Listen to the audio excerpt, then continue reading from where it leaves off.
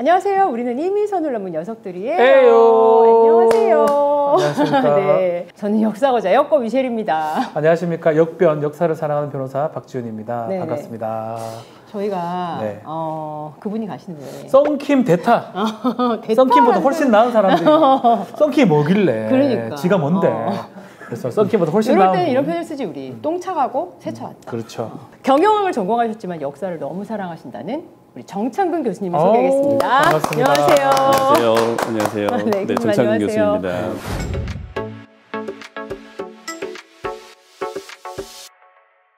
역사 선생님인 줄 알았어요. 역사 선생님. 경영학 선생님이시네. 어떻게 경영학을 전공하셨는데 역사에 워낙 관심이 많으신 건 거죠? 네, 일단 역사에 관심도 많고 역사를 사랑하는 경영학 박사인데요. 네. 제가 맡고 있는 경영학 전공 중에 저는 세부 전공으로 MIS라고 하는 정보 시스템을 가르치고 있습니다. 더 어려워요. MIS 뭔가요? 뭐죠? MIS? MIS. 네. 아무 철자 아무것도 모르겠는데. 아무것도 모르겠는데. 미션. 미셸. 미셸? 미셸? S는 항상 시스템이라고 들어갑니다. 아, 맞다. 네. 인텔리전트. 경영에서 M은 다 매니지먼트. 매니지먼트요? 네, 네. 경영 정보 시스템 체계. 그럼 네. 매니지먼트 인포메이션. 그렇습니다. 맞아요. 네. 와. 역시. 매니지먼트 인포메이션 시스템이 전공이고요. 네. 이 경영정보 시스템을 가르치다 보니까 학생들이 되게 어려워합니다. 이 경영정보 시스템 내에는 기업 내에서 사용하고 있는 정보 시스템도 있지만 인공지능과 같이 최첨단을 걷는 그러한 시스템들도 있거든요. 인공지능 AI잖아요. AI. 네. AI. 그렇기 메타버스. 때문에 네. 로봇 맞죠? 로봇은 네. 산업공학에서 많이 쓸 다른 수가 건가요? 있는데요. 네, 죄송합니다. 인공지능은 이제 정보 시스템 데이터를 가지고 네. 데이터를 분석을 해서 정보로서 활용을 하고 그 정보로서 경영에 어떻게 사용할 것인지를 레코멘데이션 해주는 그런 시스템이라고 보시면 되겠습니다. 목소리도 또 상당히 좋으시다. 약간 성우가 말씀하시는 것 같지 않아요? 교수가 말하는 것 같아요. 그런가요? 나만 그런 거야? 교수님 목소리예요? 정영진 교수님 목소리예요. 졸려요 자꾸. 여기서 이렇게 교수님 같은데요? 교수님 목소리예요. 누가 들어도 교수님 목소리인데요. 그런가요? 예. 주제를 저희가 잠깐 봤더니 그 임진왜란 그 당시에 그 장군 세 분의 장군을 약간 어떤 리더십을 가지고 있는지 분석을 재밌겠다. 하셨더라고요. 재밌겠지. 너무 재밌겠다. 예. 혹시 우리 조선 장군입니까? 조선 장군이겠죠. 왜군일 수도 있지. 일본으로 본다면 일본의 그 도요토미 히데요시가 전국을 통일해서 일본을 전체 통일했던 네. 국가를 만들었고요. 이 도요토미 히데요시 시대에 조선을 침략했던 전쟁이 1592년부터 1597년 정유재란까지 해서 7년의 전쟁이 있었습니다. 이후에 이 도요토미 히데요시가 사망을 하자 전쟁이 끝나게 되죠. 그리고 거기에 도쿠가와 이에야스가 바로 에도 막부 시대를 열면서 일본이 급성장을 하게 되는 계기를 갖게 되는데 사실 저희가 일본의 얘기가 아니라 우리의 조선의 얘기. 조선 장군. 제가 그냥 조심스럽게 조선 임진왜란 장군 3명이면 3대 대첩이 있거든요. 네. 조선의 3대 대첩. 그거 아니야? 임진왜란. 명량, 한산. 그건 이순신이고요. 이순신만 하지 말고 이순신 엄청 잘했지만 육지에도 잘했던 사람들이 있어요. 권율 장군, 행주 대첩. 권율. 네. 그리고 행주 알잖아. 진주성 싸움. 김시민 장군. 김시민. 유시민 아닙니다. 유시민 생각했죠. 나 생각했어. 유시민 정치인이고요. 네. 김시민 장군. 그리고 이순신 장군의 한산도 대첩. 네. 이 세 개가 조선의 3대 임진왜란 대첩입니다. 이순신 장군은 우리가 알다시피 성웅이죠. 네. 정말 유명한 장군이고 배울 점이 상당히 많습니다. 하지만 이순신 장군을 그린 임진왜란이 너무 많기 때문에 그거 빼고 해전사를 빼고 육군의 개념에서만 육군만. 얘기를 좀 해볼까 합니다. 육군이면 와 재밌겠다. 이순신 장군이 해전사였지. 그럼 공군. 야, 한 번씩 놀라요. 그러면 이순신이 무슨 거북선이 막 수륙 양용이야? 오는 모롱이야. 모롱이야. 그 거북선이 막 육지에 막 올라가 해병대학 애들이. 그 이순신 장군은 23전 23승 대단하죠. 세계 해전사에서도 되게 유례가 없을 만큼의 성과를 거두셨는데요. 이순신 장군은 이길 싸움에만 나갔다라고 얘기를 하기도 합니다. 첫 번째 진짜요? 이길 만한 싸움을 환경을 만들어 놓고 나가신 거죠. 환경을 만들고요? 그렇죠. 네. 그러니까 적이 어떤 미끼를 제공한다고 그 미끼를 물지 않고 오히려 적을 미끼로 유인해서 이길 수 있는 전투만 하는 것이 이순신 장군의 특징이라고 볼 수가 있습니다. 전략 같은 걸 잘 짜셨다는 실제로, 말씀이군요. 실제로 그런 얘기 계속 나옵니다. 선조라든지 옆에 있는 다른 장군들은 쳐로 가라. 왜 안 치냐라고 한 이순신 장군은 뭔가 전쟁의 어떤 그게 이기 있게 확실치 않으면 안 나가는 거야. 그래서 옆 주위에서 계속 상소문을 올려요. 선조한테. 선조도 막 뭐라 해. 너 나가라고. 그 사실은 그런 것들이 항상 문제가 됐던 거예요. 전쟁에서도. 이순신 장군은 지금 말씀처럼 100% 내가 이길 것만 나고 100% 이긴 거잖아. 어디 전쟁 나가서 100% 이깁니까? 그럼 그게 하다못해 프로야구도 한 6할만 해도 잘한 거예요. 임진왜란에서 육군의 장군들은 그렇게 승률이 높지는 않았습니다. 그런 승률이 높지 않았기 때문에 사실 육지에서는 고전을 하기도 했었죠. 근데 그러한 육군에서의 장군들 중에 세 분을 모셔서 이 세 분에 대한 리더십과 어떤 경영을 했는지, 그래서 어떤 성과를 가지고 임진왜란의 판도를 바꿨는지 이거를 좀 오늘 분석해 보고자 합니다. 이렇게 이야기를 시작하기 전에 그럼 경영학 박사이기 때문에 경영학에 대한 개념을 먼저 얘기를 드리고 그리고 이야기를 한번 시작해 보도록 하겠습니다. 경영이란 무엇일까요? 네. 경영은 날 봐요. 난 법학 전공했다고. 운영하는 거? 네. 뭐 가게든지 뭐 업체든지 뭐 아니면 우리 이런 채널이든지 운영하는 거가 경영 아니에요? 그래서 거기 사장은 경영자 뭐 이런 거 아닌가요? 네. 맞는 말씀인데요. 정확히 말씀드리면 사실 경영하기 시작은 1900년도 초반이라고 하지만 실제 경영의 관점에서 본다면 기업 경영은 유럽에서 있었던 산업혁명의 시작이라고 볼 수가 있겠죠. 도시화가 되고 자본가가 생기고 그 자본가가 기업을 경영하게 되고 그러면서 경제 관점이 먼저 들어섰지만 그 이후에 효율적 경영을 통해서 목표를 달성하기 위해서 경영의 학문적인 경영이 시작이 됐다고 볼 수가 있습니다. 그렇다면 이 경영이란 어떤 것이냐를 학문적으로 표현을 한다면은 한정된 자원을 바탕으로 해서 기업이 가지고 있는 목표와 미션을 달성해가는 모든 의사결정의 과정을 우리는 경영이라고 얘기할 수가 있거든요. 어렵다. 네. 어려워. 결과적으로 본다면 두 가지 포인트인데요. 하나는 한정된 자원을 바탕으로 기업이 가지고 있는 목표는 뭘까요? 이윤 창출. 이윤 추구죠. 네. 그 이윤 추구를 위해서 하는 모든 기업 경영가의 의사결정의 활동을 우리는 경영이라고 얘기할 수 있습니다. 우리 회사 잘 나가야 돼 이건 거잖아요. 쉽게 돈 말하면. 아껴서 돈 버는 거예요. 그지? 그 느낌 나잖아. 이만큼 투자하고 이만큼 벌으면 짱인 거잖아. 내가 틀려고 돈을 엄청 벌고 싶어하는 그런 게 경영학과 이거 아이가 그죠? 지금 우리는 되게 투자하셨는데 지금 구독자 안 올라가지고. 이만큼 해놓고 이만큼 바라는 아주 그게 좋은 거 아니에요? 놀보신 바이가? 뭐 하여튼 그런 죄송합니다. 법학 전공에 죄송합니다. 죄송합니다. 사실은 근데 그러면서도 우리가 하이 리스크 하이 리턴이라고도 얘기를 하는데 주식에서는 리스크가 많으면 그만큼의 수익도 많고 리스크가 적으면 그만큼 수익도 적게 되겠죠. 하지만 기업 경영자는 이 목표를 달성하기 위해서 또 하나가 필요하기도 합니다. 그것이 바로 리더십인데요. 그 리더십이라고 한다는 것은 뭐냐면 결국에 그 목표를 달성하기 위해서 구성원들을 어떻게 동기부여시키느냐. 그래서 그 목표를 함께 가고자 하는 방향으로 이끌어가느냐가 리더십이라고 볼 수가 있겠죠. 그렇다면 목표를 달성하기 위해서 또 하나 필요한 게 뭘까요? 결과적으로 전략이라는 부분이 좀 필요하겠죠. 전략. 제가 저희 남편에게 이 명품 하나를 얻어내기 위해서 진짜 몇 개월간의 전략을 짭니다. 정말 그때 리더십을 진짜 끝장나게 발휘해가지고. 그 리더십은 아니지 않나요? 아니 왜? 난 남편한테밖에 리더십을 발휘하지 않아요. 리더십은 최소한 두세 명 있어야 되는데 한 명은 한 명 갖고는 안 돼요? 가스라이팅이라고 합니다. 아, 그거 가스라이팅. 가스라이팅이라고 나 좀 표현하는 게 그거 잘하는 것 같아. 가스라이팅. 가정에서도 가장이 가족을 이끌어가는 과정에 있어서도 사실 전략이라는 부분이 필요하기도 하지요. 그럼에도 그런 과정이 있는 것처럼 이 군에서도 그리고 전쟁에서도 군 지휘관이 가져야 되는 경영적인 측면과 리더십에 관한 측면 그리고 그 전투에서 이기려고 하는 또는 전쟁에서 승리하려고 하는 전략이 분명히 필요하겠죠. 네.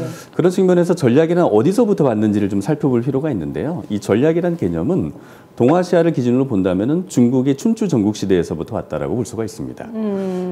중국을 최초로 통일한 국가는 진나라이죠. 그리고 이 이전의 모든 그 중국의 역사는 전쟁의 역사에서 시작이 됐다고 볼 수도 있는데 그런 측면에서 중국에서 우리가 알고 있는 노자, 묵자, 공자, 맹자, 순자, 한비자와 같은 성인들이 나왔고 이 성인들을 기반으로 해서 국가들이 이루어지기도 했고 전쟁을 했던 역사가 있었습니다.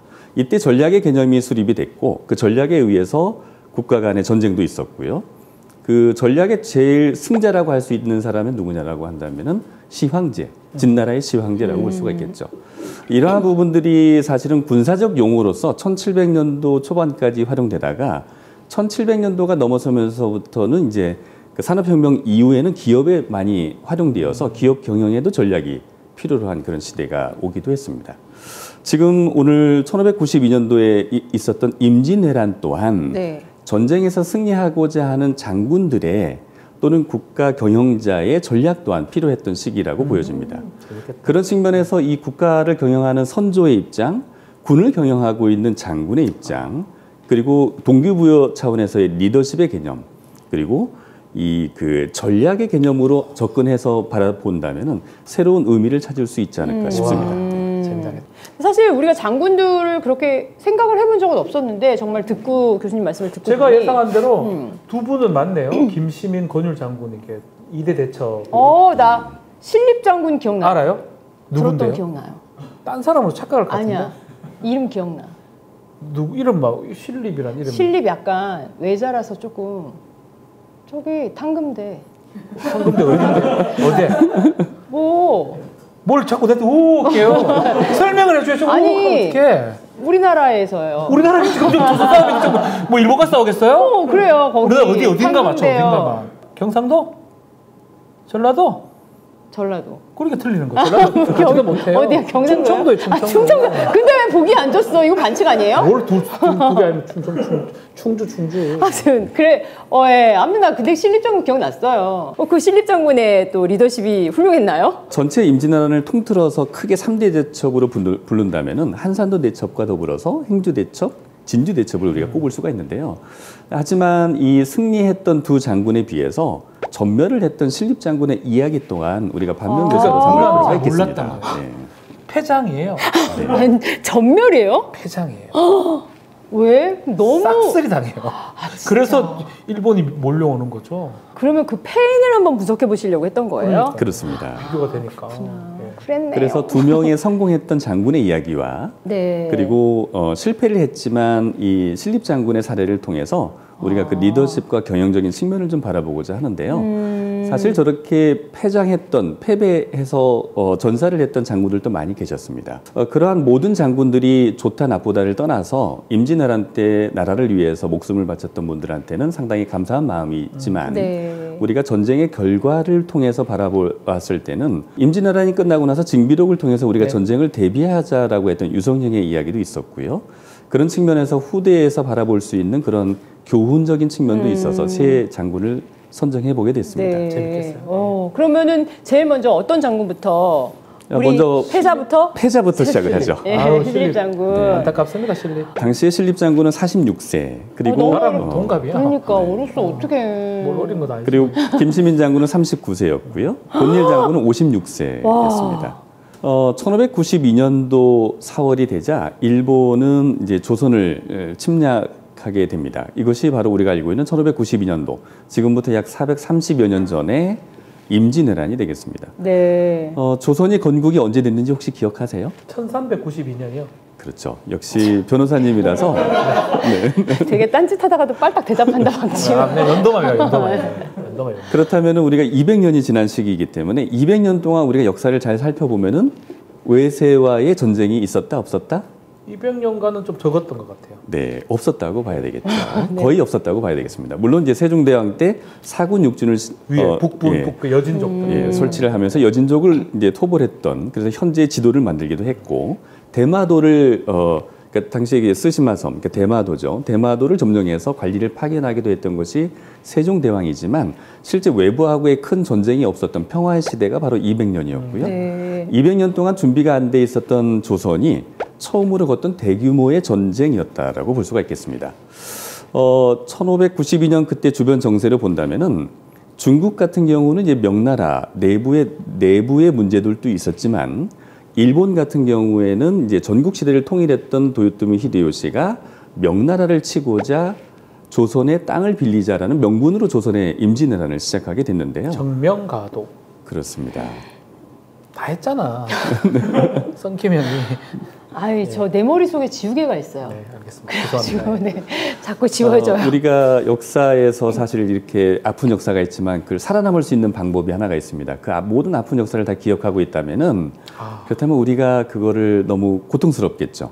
지금 미셸처럼 잊어버릴 수 있는 역사가 있기 때문에 우리가 살아날 수 있습니다. 감사합니다, 교수님. 거봐. 좀 잊고. 이거는 자신의 역사를 좀 안 좋은 걸 잊어버리라는 거지 역사 자체를 잊어버리라는 그 뜻은 아닌도 저는 이해를 하고 있습니다. 왜 교수님이 잘 포장해 주셨는데.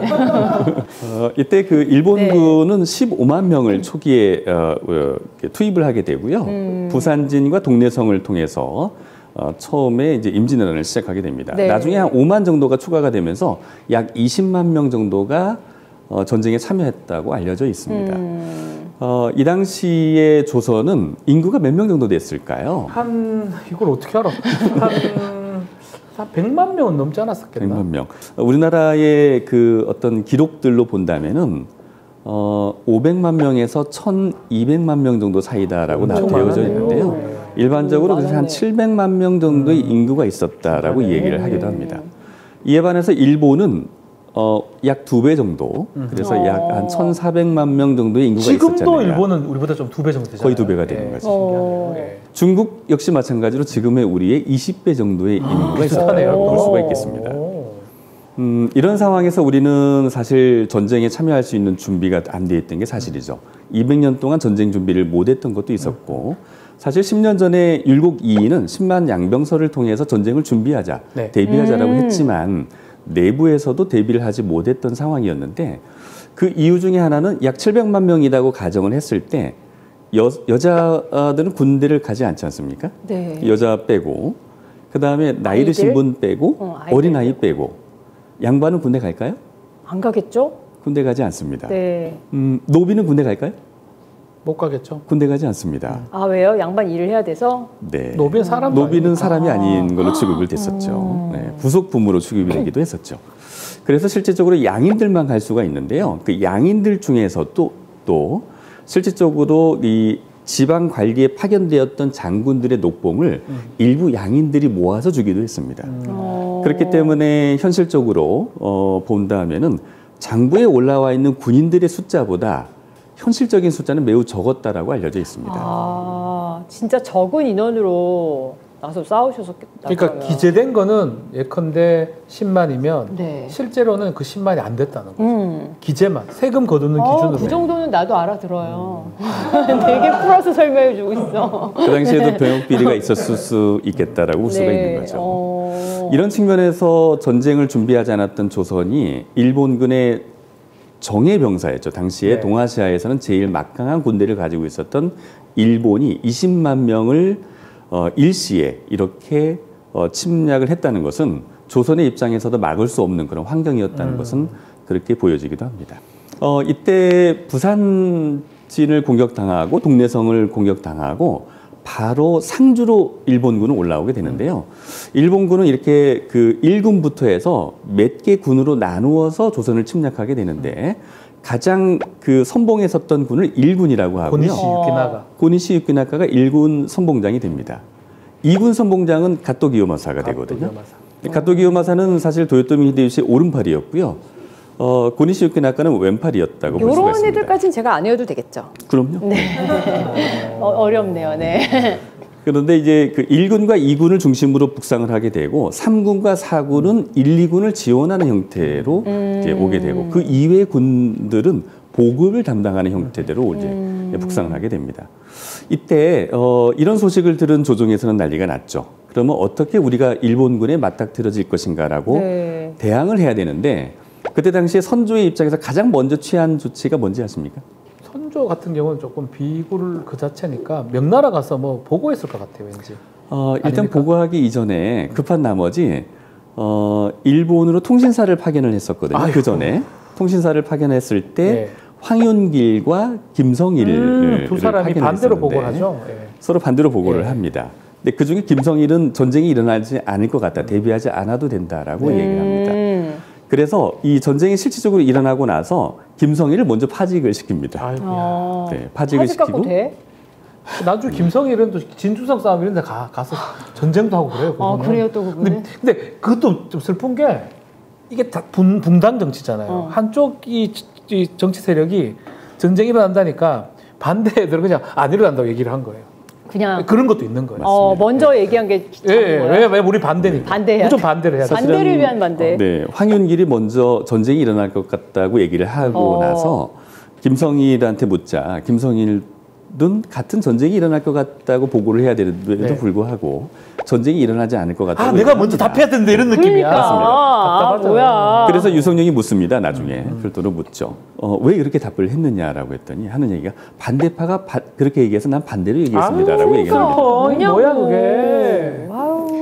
결국에 파직을 당했던 김성일은 유성룡의 제청에 의해서 다시 복권이 되어서 전쟁에서 피를 흘려라라고 해서 선조의 명을 받고 전투에 참여하게 되기도 합니다. 그 유성룡이 그 사람이잖아요. 뭐 또 무섭다 나 질문할 때마다. 유성룡 엄청 높은 사람이에요. 나 착각했어요. 혹시 유성룡 지금 배우 극한 직업 얘기하는 거 왜? 와 미치겠대. 극한 직업. 아니 그게 아니라 이런 느낌 없었다 이거 하려고 그랬어. 지금까지 이런 맛은 없었다. 이것은 갈비인가 통닭인가. 유성룡은 아시다시피 임진왜란의 총사령관 역할을 그렇죠. 했었고요. 벼슬로 본다면 도 채찰사를 맡았던 그런 인물입니다. 네. 그리고 나중에 징비록을 통해서 우리가 이런 전쟁에 대비해야 된다는 교훈을 남기기도 했죠. 네. 그 이후에 이제 선조가 그 대항하기 위해서 여러 그 이제 중신들과 논의를 하는 과정에서 어떻게 대항할 것인가를 얘기하다가 그러면 이제 조선의 가장 그 유명했던 장군을 부릅니다. 그 장군이 바로 신립 장군이 되겠고요. 네. 그리고 그 보좌했던 장군 중에 하나가 이일 장군이라고 하는데. 이일이요? 네. 네네. 이일 장군과 신립 장군을 불러서 일단 맞게 하게 되는데요. 이 신립 장군의 역할은 어떤 역할을 했었냐면 그 전에 조선의 최고의 정예병을 이끄는 정예 장수였습니다. 그리고 이 신립 장군은 건주 여진이라고 얘기하죠. 여진족들이 백두산 인근으로 넘어와서 조선에 약탈을 하는 과정들이 있자 선조의 명을 받고 이 여진족의 본거지까지 가서 소탕을 했던 아주 유능한 장수였고요. 특히 조선에서는 기마병술의 최고의 장군이었다고 볼 수가 있는데 조선의 그때 당시에 중앙군이라고 얘기할 수 있는 중앙군을 지휘했던 그런 핵심 장군이었습니다. 그래서 선조의 입장에서는 이 신립 장군을 믿을 수밖에 없고 이 신립 장군을 통해서 일본의 선봉을 예봉을 좀 꺾을 필요가 있다라고 해서 신립 장군을 급하게 충주로 내려보내게 되고요. 충주에 맞이하기 전에 이일 장군을 먼저 상주로 보내서 상주에서 먼저 전투를 하게 되는 그런 과정을 걷게 됩니다. 정예병을 이끈다고 하셨잖아요. 그러면 정예병이라는 건 진짜 좀 잘하는 잘하는 정도가 아니죠. 몇 명 뽑은 그런 최고 우리 주력군. 그러니까 약간 최고. 아저씨의 원빈 같은.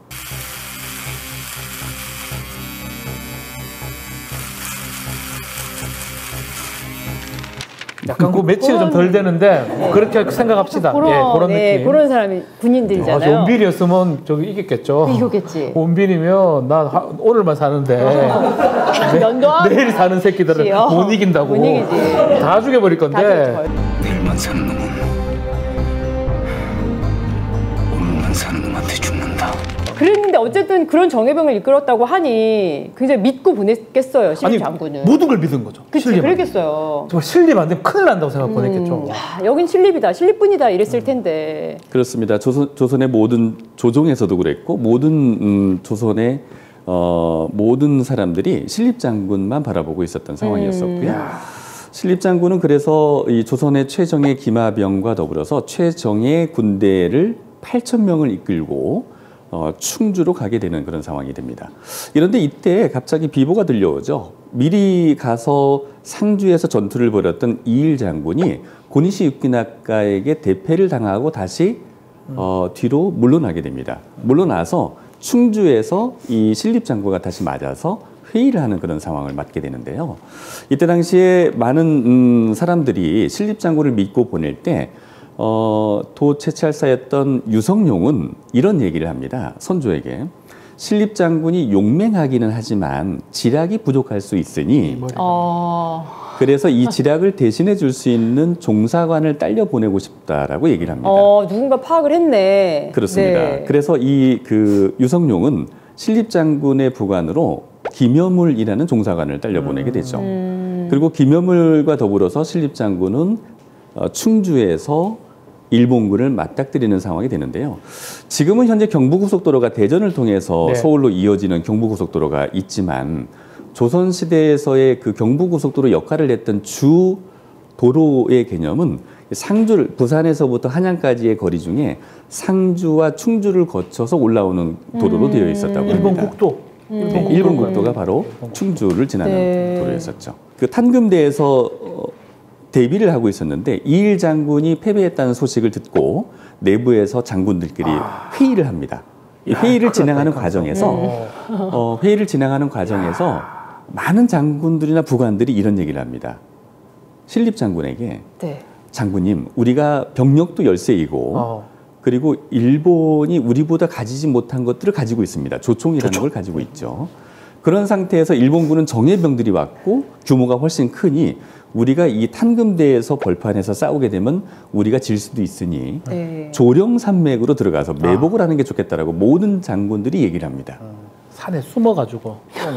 매복이 혹시 왜요? 어떤 건지 아실까요? 조령산맥이 어디지 이 생각을 하고 있었어요. 뭐 문경세제 뭐 이런 거죠. 그런 네, 쪽에 있군요. 맞습니다. 네. 그리고 상주에서 전투를 했던 이일 장군 또한 그렇게 얘기를 하게 됩니다. 조령산맥으로 들어가자고 얘기를 하죠. 지금도 조령터널이라고 있거든요.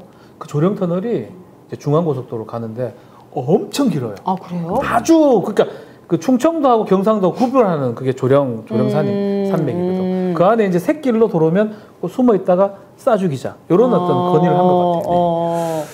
그래서 이제 탄금대로 갔던 신립 장군이 여기에서 탄금대에서 그런 얘기를 듣고 고민을 하다가 하룻밤을 자고 나서 결심을 하게 됩니다. 아 결심했네. 이거. 조령산맥으로 들어가자고 하는 모든 사람들의 반대를 무릅쓰고 우리는 탄금대에서 싸워야 된다라고 얘기를 합니다. 여기 결정이죠 전략. 왜 말을 안 들었어? 그러니까 지략가도 아닌 주제에 왜 말 안 들었냐고. 그러니까 그 삼국지 따지면 무력은 95인데 지략이 55.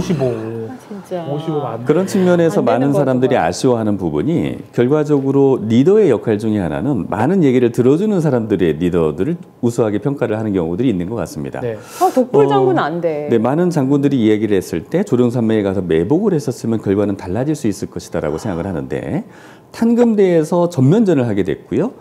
신립 장군이 탄금대에서 전면전을 한 이유는 우리가 기마병술에 능하고 그리고 배수진, 남한강을 통해서 배수진을 치게 되면 병사들이 도망가지 않기 때문에 죽을 각오로 싸울 수 있다라는 그런 자신이 있었던 거죠. 그리고 이제 그 고니시유키나카가 이끄는 1군 선봉이 있고 2군 선봉까지 합치면 3만여 군사가 되고요. 1군 선봉만 14,000 정도, 16,000 정도가 되기 때문에 사실은 병력의 열세인 건 사실이죠. 그런데 신립 장군의 머릿속에서는 분명히 기마병술을 통해서 이 전열을 흐트러뜨리고 거기서 우리가 우세하게 이길 수 있다라고 생각을 했던 것이고요. 여기에서 한 일주일 정도만 버텨준다면은 후방에서는 전쟁 준비를 해서 전열을 가다듬어서 우리가 일본에 맞닥뜨릴 수 있다는 그런 생각을 하게 됩니다. 네. 근데 결과는 어떻게 됐을까요? 졌다고 아까 패배 아쉽게도. 장군이니까. 근데 그러니까 왜 졌지? 저도 사실 판단은 좀 쉽진 않았을 것 같아요. 왜냐하면 본인은 용맹한 기마에 여진적으로 개박살내는 기마 부대의 대빵이니까 오히려 숨어서 오는 것보다 깔끔하게 평지에서 한번 싸워보자 이런 생각을 한 것 같아요. 깔끔하게. 그리고 이제 보병들은 뒤에 물이 있으니까 못 보병들이 도망가지. 어차피 기마병들은 아주 정해지만 보병들은 약간 농민군도 많잖아요. 그 양반 도망갈 수 있으니까 그런 생각을 했던 것 같아요. 그날 또 날씨가 도와주지 않았습니다. 비 왔어요? 비가 왔습니다. 아, 비 오면 이게 밑에가 진흙이잖아. 말이 못 가. 이야, 그래서 이 탄금대 벌판이 말 그대로 뻘판이 되었습니다. 그래서 그 기동성을 부리지 못했던 거고요.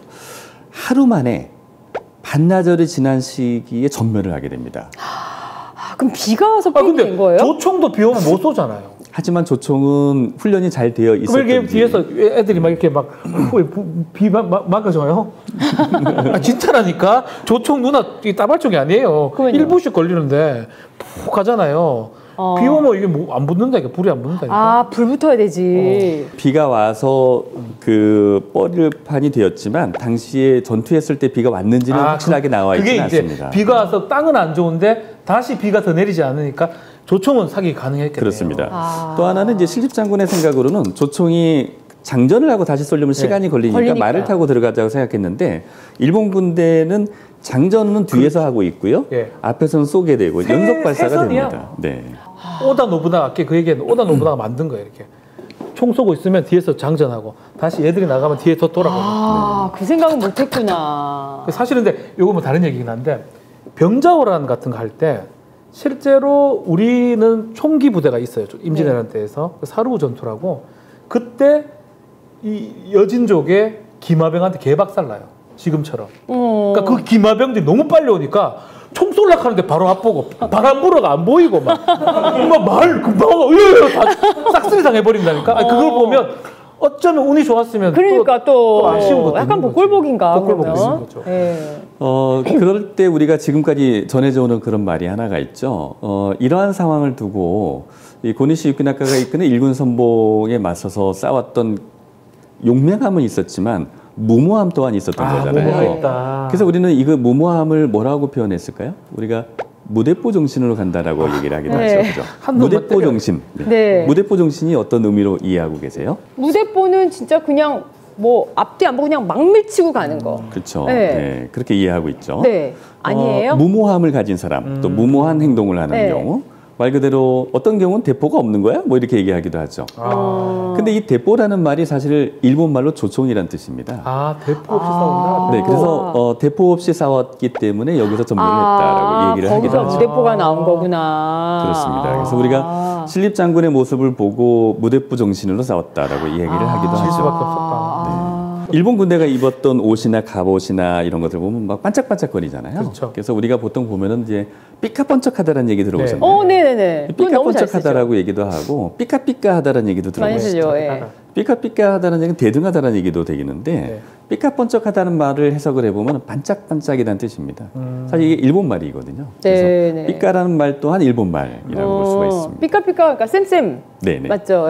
지금으로 본다면 피카츄 아시죠? 네. 피카츄도 사실 삐까라고 하는 반짝이다라는 뜻을 볼 수 있습니다. 그래요? 그까 연결이 됩니까? 임진왜란. 반짝이는 추운요. 피카츄까지 가버리네. 우리 조카 제일 좋아하는데. 많이 한다 이거. 하지만 이때 신립장군은 대패를 하고 김현물 종사관과 함께 이야기를 나눕니다. 끝까지 한 명이라도 더 싸우고 우리 시신을 적에게 내주지 말자라고 해서 남한강에 뛰어들어서 자결을 하게 되는 거죠.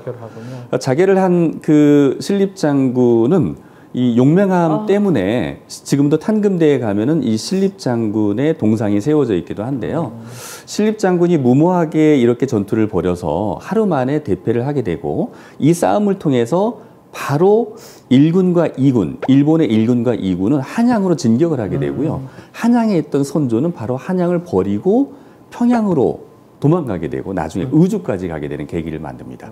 만약에 이 전투에서 신립장군이 지었다 할지라도 여기에서 승리를 했으면 더 좋았겠지만 졌다 할지라도 일주일 정도가 버텨줬다면은 일본군에 타격을 주고 일본군의 북상을 더 막았을 수가 있고요. 그렇죠. 근황병과 더불어서 내부에서 그 전열을 가다듬고 반격할 수 있는 그런 계기를 만들어줬을 텐데 이 조선의 최정예 장군이었던 신립장군은 바로 그렇게 하지 못하고 바로 전사함으로써 자결을 하셨을까? 네, 전쟁의 판도를 바꿔놓게 되는 계기가 됩니다. 신립장군의 동상을 보면은 이렇게 눈이 부릅떠 있고 주먹을 불끈 쥐고 계시거든요. 근데 그만큼 우리가 그 기마병술에 능했고 선조가 믿었고 조선 전 사람들이 전부 다 믿었던 장군이었는데 이렇게 용맹하게 싸운 건 또 사실입니다. 근데 이 이후에 그 시신을 누가 거뒀냐면요.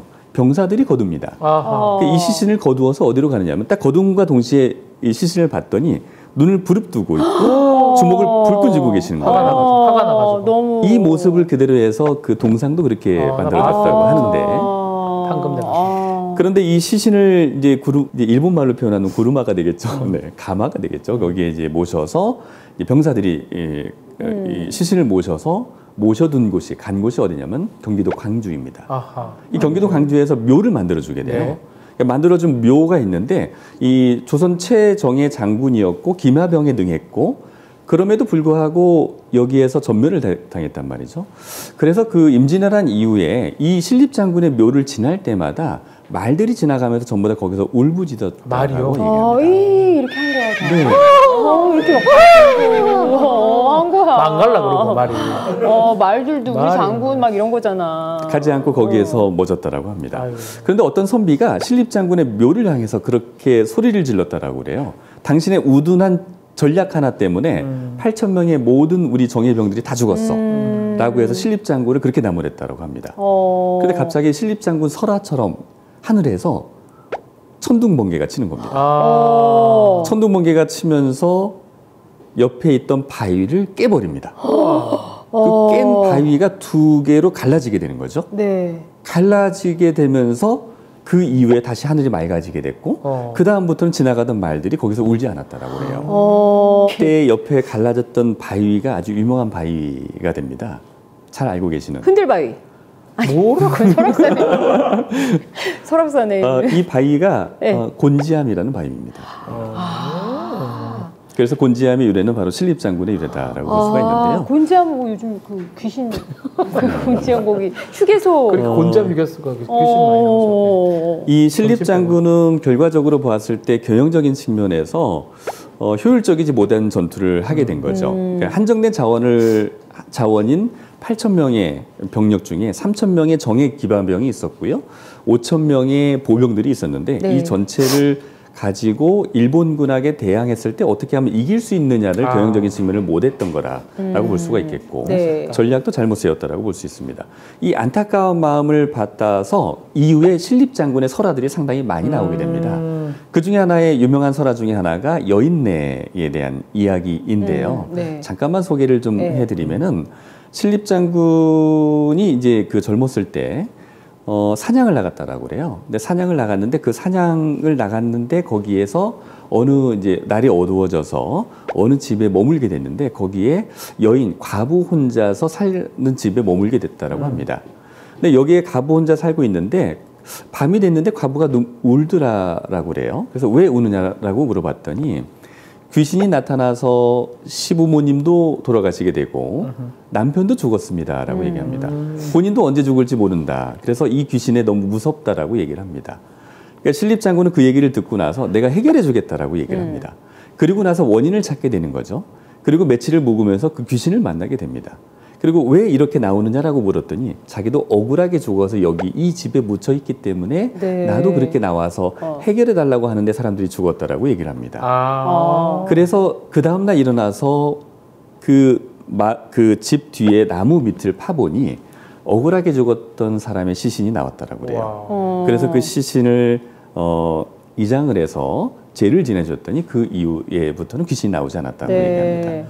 그런데 이 상황이 되었을 때 그 여인네가 네. 이제 혼자가 됐잖아요. 네. 해결이 됐고 혼자 살게 됐는데 이 여인네가 신립장군한테 얘기를 합니다. 저를 좀 장군이 거두어달라고.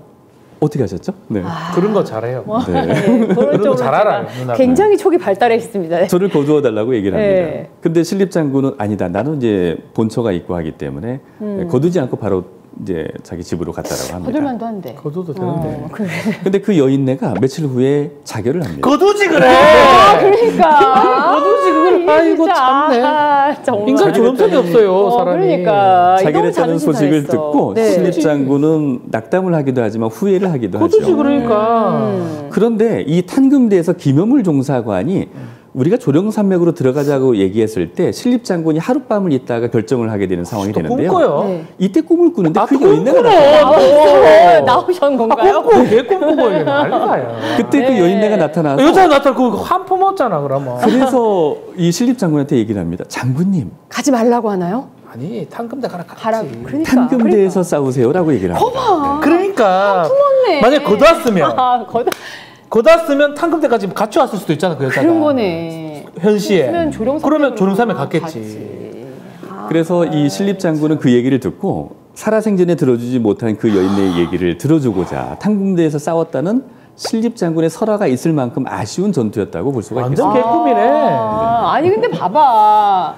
살아서 들어줘요. 그러니까 죽으면 걷어야 들어주는 돼. 게 걷어야 뭐- 돼. 그래, 걷어야 됩니다. 걷어달라고 걷어야 돼. 이게 첫 번째 신립장군의 이야기인데요. 이때 낙담했던 선조는 도성을 버리고 떠나게 되고 그러면서 명나라의 원군을 요청하는 상황이 되게 됩니다.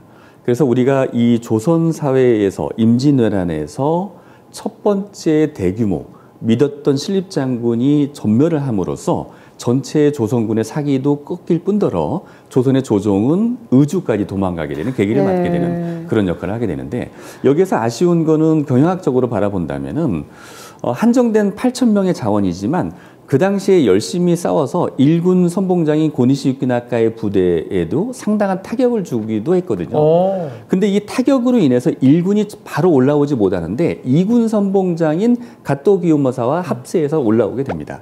근데 여기에서 조금만 더 힘을 더 내주었다면은 여기에 타격을 더 주어서 올라오지 못하게 할 수가 있거든요.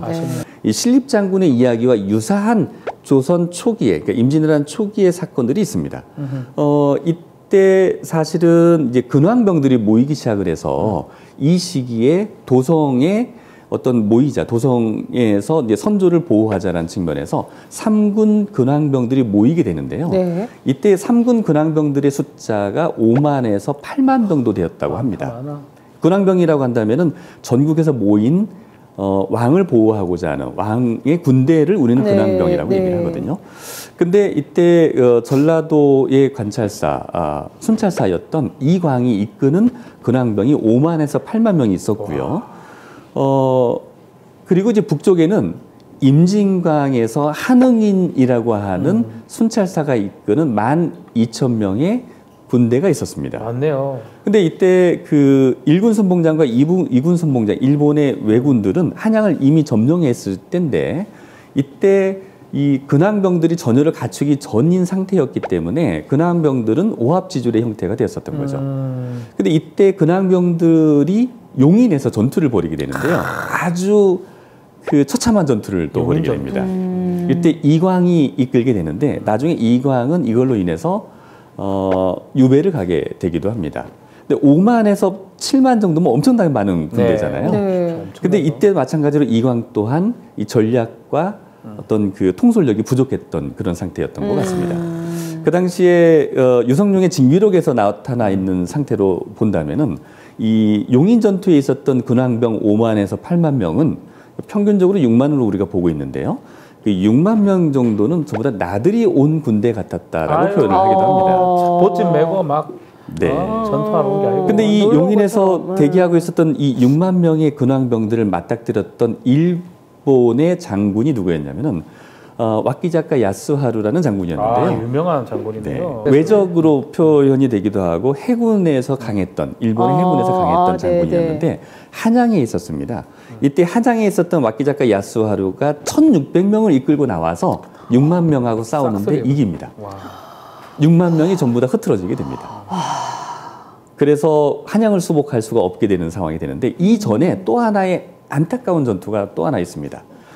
임진강에서 한응인이라고 하는 장군이 역시 순찰사였는데 선조의 믿음을 샀던 이 한응인이라는 장군이 12,000명의 병력을 가지고 일본과 대항을 하고 있었습니다. 근데 이때는 우리가 우세했었죠. 일본은 배도 없었고 임진강 북쪽에서 맞닥뜨리고 있었는데 사실 여기에서 전투에서 이겼으면은 근황병과 더불어서 한양을 탈환할 수 있는 조건이 되는데요. 이때 당시에도 한응인은 주변의 사람들의 장수들의 또는 부관들의 얘기를 듣지 않고 또 말 안 들어요? 말을 듣지 않습니다. 이 사람들 말 정말 안 들어. 일본의 계략에 넘어가서 이 그 임진강을 도강을 해서 배를 가지고 도강을 해서 쫓아가다가 전멸을 당합니다. 참 정신 나갔네. 그런데 이때도 마찬가지로 모든 장군들은 뭐라고 얘기냐면 일본의 계략일 수 있으니 가지 말자라고 얘기하는데 그럼에도 불구하고 선조의 명이다라는 이유로 이 그 한응인은 본인보다 더 높은 계급이 있는 도원수의 김명원의 얘기를 듣지 않고 본인이 군대를 이끌고 나가서 전체 와해가 되는 상황이 됩니다. 그런 과정에서 북쪽에서는 한응인이 이제 또 이렇게 그 와해가 되고 남쪽에서 근황병이 이제 또 와해가 되는 과정을 거치면서 한양을 수복하지 못하고 그때 평양에 있던 이 선조가 의주로 가면서 명나라에 귀화하기까지 하려고 했던 그런 상황을 맞게 되는데요. 이때 명나라가 이 소식을 듣고 처음에는 조선이 일본과 함께 공략을 하기 위해서 거짓말을 하는 거라고 생각을 했었습니다. 너무 빨리 온 거야. 말도 못할 시점. 야야야야야야야. 전쟁 나지 얼마 됐다 이때까지 온 거야? 너 우리 치러 온 거 아니야? 이렇게 생각했다는 거죠. 도저히 너무 빨리 그러니까 막 순식간에 도망온 게 아니라 제가 공격하러 온 거 아니냐 이렇게 생각했대요. 네, 그래서 우리가 첫 번째로 보았던 장군의 이야기를 좀 길게 나눴는데요. 네. 이 장군의 이야기를 통해서 임진왜란의 초기의 상황과 임진왜란이 어떻게 전개될지에 대한 그런 아쉬움을 좀 갖게 되는데 이런 임진왜란의 초기에 대응했던 경영적인 측면에서 네. 신립 장군이 조금만 더 경영적인 측면으로 머리 잘 바라보고 썼으면. 리더십을 발휘하고 조금 더 나은 전략을 수립했다면은 임진왜란의 판도는 바뀌지 않았을까라는 그런 아쉬움을 갖게 되기도 합니다. 네. 아쉽다. 정말 그 전략, 그러니까 경영인으로서의 자질이 있는 사람이 진짜 이 장수가 되고 했었어야 돼. 회사를 운영했으면 떨어 먹었을 거야. 완전히 다. 엄청 힘든 상황인데 지금 저기 배수진 치고 앉아 있다. 그렇죠. 이러면 뭐 SK, 삼성 다 말아먹는 기라. 다 말아먹고 아니 이거는 진짜 아까 말했듯이 우리 뭐 나라의 존립 목숨 그렇죠. 다 이렇게 되는 거니까 본인 혼자 그런 것도 아니잖아. 근데 큰 전쟁 그 앞에 그 다 졌네 그렇게. 네. 초기에 있었던 육군의 전투는 다 졌다고 볼 수가 있겠고요. 자, 이제 반전이 일어납니다. 네. 그것이 바로 김시민 장군의 진주성 대첩이 되겠습니다. 야, 승자. 승자. 승리로 이끈 장군 2명에 대해서 알아보는 거죠. 네, 그렇습니다. 지난번에는 신립 장군과 더불어서 용인 전투와 임진강 전투까지 패한 이야기를 좀 했다면 예. 이번 시간에는 좀 승자를 통해서 우리가 임진왜란이 어떻게 극복되어져 가는 과정을 갖고 있는지를 짚어보도록 하겠습니다. 네. 그래서 오늘 말씀 나눌 장군은 제가 기억을 하잖아요. 김시민 장군이다. 아하.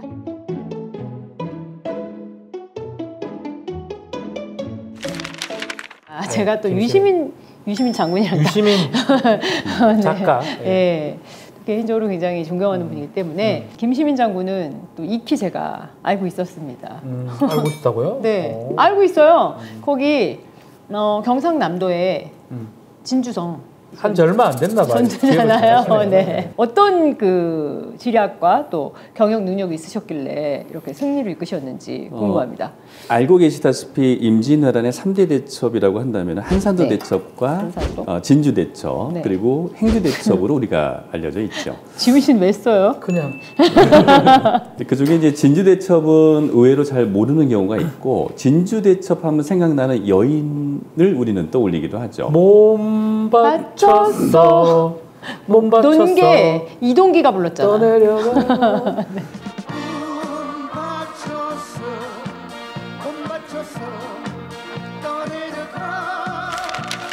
사실 논계의 이야기는 2차 진주선 전투에서 2차는 나왔던 저요. 얘기고요. 2차는 도요토미 히데요시가 아마 화가 많이 난 것 같아. 져가지고 열받아서 거기 싹 쓸고 오라고. 논계가 그때 나오는 거예요? 이겼으면 뭐 몸 왜 받쳐요? 졌을 때 못 받치는 거지. 그러니까 봐줄 때 그렇습니다. 2차 전투에서는 대승을 거두게 되고 2차 전투에서는 사실은 대패를 하게 됩니다. 1차 전투에서 있었던 장군이 바로 김시민 장군이 되겠고요. 네. 이 김시민 장군의 리더십과 경영적인 측면을 들여다본다면은 어떻게 해서 이겼는지를 우리가 알 수 있을 것 같고요. 그리고 이 김시민 장군이 이끌었던 이 진주 대첩의 의의 또한 우리가 알 수 있지 않을까 생각이 듭니다. 이제 우리나라 큰 회사들 있잖아요. 대기업들이. 다들 각각의 특성들이 있으시더라고요. 조금씩 다르시고. 뭐 예를 들어 현대 같은 경우는 하면 된다. 뭐 약간 그 지난 시간에 배웠던 무대포 정신이 좀 있으셨고. 김은주 회장님은 본인이 굉장히 똑똑하셨다고 제가 들었거든요. 그리고 이병철 회장은 뭐 사람을 잘 쓴다고 하셨던가. 김시민 장군을 딱 그렇게 한마디로 표현해 주신다면 어땠을까요? 사람을 잘 활용하기도 했지만 김우중 회장과 이병철 회장을 섞어 놓으신 분이라고 볼 수가 있겠습니다. 좋다. 그 김시민 장군은 이 본인도 뛰어났지만 사람을 잘 활용하기도 했던 그러한 리더십을 가지고 있다라고 볼 수 있습니다. 네. 아니 리더 얘기를 잠깐 하자면 저도 이제 반장을 초등학교 때 물론 하고 싶지 않았는데 이제 엄마 알잖아 친오빠랑 그래가지고 제가 이렇게 하게 됐는데 저는 사실 하면서 되게 힘들었거든요. 소모임 있잖아. 1대1로는 강한데 다대1 그러니까 제가 확 발휘해서 끌고 가는 거는 전 앞에 나가는 거 자체가 너무 스트레스였었거든요. 이런 분은 일단 그게 타고났다는 거잖아요. 네, 타고나기도 했지만 많이 부단히 노력했던 부분이 많았다라고 보여줄 수가 있습니다. 임진왜란 때는 이 김시민 장군이 진주 목사가 아니었어요. 아니었어요. 그러니까 진주성을 지키는 최고 사령관은 진주 목사라고 불렀습니다. 목사라는 말을 썼거든요. 그러니까 네. 직함이 되는 건데. 진주 목이었거든. 그렇습니다. 목의 수령이에요. 목사. 이 목사라는 말을 일본 말로 하게 되면 뭔지 아십니까? 목사니까 썬킴 불러봐. 1번만. 뭐 장군 같은 거런가요? 네, 목구사라고 부르죠. 목구사. 네, 목구사라는 말을 들여다보면 우리가 일본의 약 400년 된 전통 연극을 우리 뭐라고 부르죠? 가부키. 그거 하려고 했어요. 얼굴 하얀 거요. 네, 그렇습니다. 네. 이 가부키는 사실 임진왜란 이후에 에도 막부 시대를 열어가면서 이 일본의 민중 연극으로 전통 연극으로 자리매김하게 되는데요. 여기에 나오는 이 그 요괴 또는 악당 이름이 바로 목구사라고. 일본에는 그 귀신들이 많던데. 되게 요괴가 많고, 그죠? 그 요괴 중에 하나가 이제 목구사인데요. 목구사는 누구를 의미하냐면 김시민 장군을. 우와! 대박이다. 그 정도로 그들한테는 되게 두려운 존재였네요. 그렇습니다. 우와! 그래서 이 당시에 진주 대첩은 일본 사무라이 사이에서도 되게 유명했던, 그래서 김시민 장군의 위력을 떨칠 수 있었던 알릴만한 그런 내용이었다고 볼 수가 있습니다. 와, 얼마나 눈에 가시처럼 무서웠으면. 김시민 목구사 됐을까? 우와. 네, 그랬겠죠. 그렇습니다. 그 당시에 우리가 진주성을 지키고 있었던 병력을 들여다보면 약 3,800명 정도 있었다고. 정예군사도 아닐 거 아니에요. 사실 이 진주성은 2km 정도 된다라고 그래요. 지금의 진주성보다 예전이 더 컸다라고 합니다. 근데 2km를 상상을 해보면은 여기에 3,800명의 군사가 지킨다고 가정을 하면 말이 안 되죠. 2km면 진짜 넓은데요. 그렇습니다. 근데 그럼에도 불구하고 3,800명이 일본 왜군 약 3만 명에 가까운 왜군을 상대해서 우리가 근데 이긴 거예요? 이겼던 것이죠. 대박이다. 약간 소름 돋았어요, 지금. 왜냐면 저번 시간에 그 패했던 걸 들었잖아요. 네. 근데 훨씬 적은 수를 지금 이겼다는 거죠. 그렇습니다. 공성전이 있고 수성전이 있는데요. 공성전은 그 성을 공격하는 사람들의 입장인 거고, 수성전은 성을 방어하는 사람들의 입장인데요. 저는 약간 공성전은 하늘에서, 수성전은 물에서 이렇게 해야. 그렇긴 하다. 그치, 그죠. 예. 공중. 네. 그 당시에 공군은 없었습니다만은. 네. 이때 이 수성전이 좀 더 유리한 건 사실입니다. 김시민 장군이 3,800명만 가지고 싸울 수 있었던 것 중에 하나는 그 안에 있었던 2만여 명의 양민들이 있었던 거예요. 그 중에 여성들도 있었죠. 그리고 노인들도 있었고요. 이러한 양민들에게 군복을 입혔습니다. 그래서 군복을 입힘으로써 더 숫자가 많은 것처럼 보이게끔 하기도 했죠. 그것도 진짜 머리 쓴 거네. 중요했던 것 중에 하나는 그 인근에 의병들의 활동들이 많이 있었는데 그 의병들이 인근에서 지원을 해줬던 그런 체계도 있었습니다. 협공을 같이 했던 것도 주요 승전 원인이 되기도 합니다. 진짜 근데 솔직히 저는 이런 거 들으면 되게 웃기거든요. 야, 뭐 군대처럼 남장을 해? 아유, 진짜 뭐 인형 세워놓고 그럼 이겼다 그러지 왜 막 이러는데, 근데 진짜 그런 게 또 전쟁 중에 먹히나 봐요. 미국 같은 경우, 영국이었나 미국이었나 정확하게 모르겠습니다. 또 확인해서 돌아오기 때문에 그냥 그렇게 탱크를 풍선으로 만들어요. 그러니까 풍선 불어라. 근데 쏘가 바늘 틈 터져요. 구라야, 다 구라야. 구라인데 쏘가요. 그렇게 막 세워놨다는 거잖아요. 그래. 그러니까 전쟁 중에 그게 통하나 봐. 장비, 옛날에 삼국시 장비. 정확히 보셨는데요. 사실은 이제 권율 장군 얘기 때도 좀 얘기를 나누려고 해서 네. 미리 좀 말씀드리면 이 육군에서 독산성 전투가 있습니다. 네.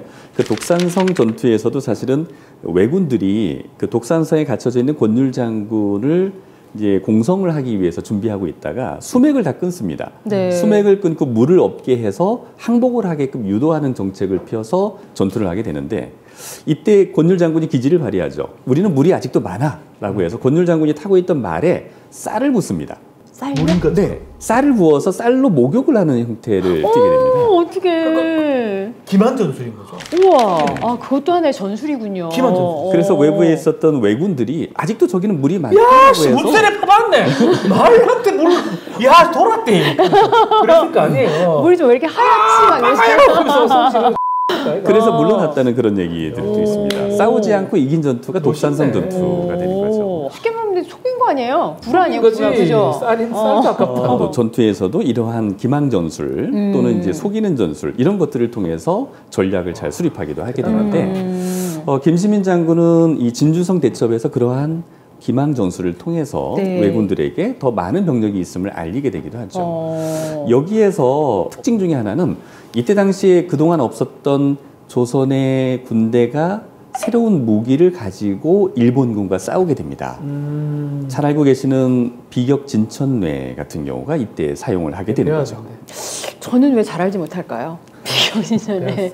뭐 어디서 배웠죠? 시한폭탄 같은 거요. 레니까 폭탄이겠다, 그렇죠? 진천 비교 진천. 네. 그래서 이게 폭탄처럼 또는 볼링공이라고 생각하시면 될 것 같은데요. 이 볼링공을 포에 달아서 쏘게 되면 한 500~600m까지 가게 되고 던질 수도 있게 되어 있습니다. 그래서 이렇게 던지게 되거나 포를 통해서 쏘게 되면은 적진에 떨어지게 되죠. 근데 이게 뭘까라고 이제 외국인들이 보게 되는 거겠죠. 근데 터지지 않는단 말입니다. 네. 한참 있다 터지게 되는 거예요. 근데 터졌을 때 이 자탄이 수백 발이 날아갑니다. 어머. 그러면서 주변에 있는 그 왜군들이 이제 전사를 하게 되는 그런 형태를 중화기를 썼던 것이라고 볼 수 있겠죠. 그것도 기만인 거예요? 기만이라고 보기보다 우수한 기술이라고 볼 수 있겠죠. 그거는 그냥 포탄이잖아요. 아니 왜 동그랗게 생겨서 공 같네 이러고 가져갔는데 거기서 퉁 터지는 한 번은 기만 그렇지만 아니야? 계속 똑같아. 아 약간 그러네. 이런 이유로 7일간의 전투를 하게 되는데 7일간의 전투에서 우세하게 갑니다. 이 7일간의 전투 중에 애석하게도 5일째 되는 날 김시민 장군은 머리에 총을 맞습니다. 이순신 장군이 그 노량해전에서 이런 얘기 하시죠? 나의 죽음을 적에게 알리지 말라. 라고 얘기한 것처럼 김시민 장군 또한 총을 맞고 사경을 헤매게 되는데 그럼에도 이틀을 더 전투를 하게 되거든요. 그런데 이 이틀 동안 전투를 하면서 왜군들이 물러나게 됩니다. 대패를 하고. 네.